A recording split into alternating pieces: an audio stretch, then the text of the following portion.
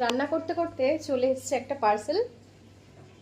দেখি এটার মধ্যে আবার কি আছে।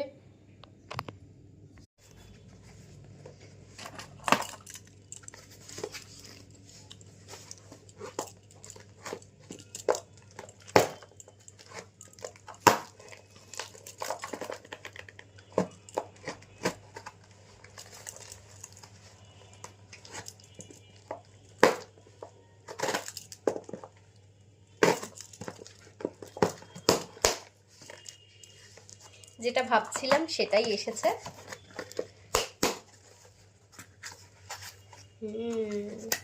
এই দেখো কি সুন্দর না। 1 2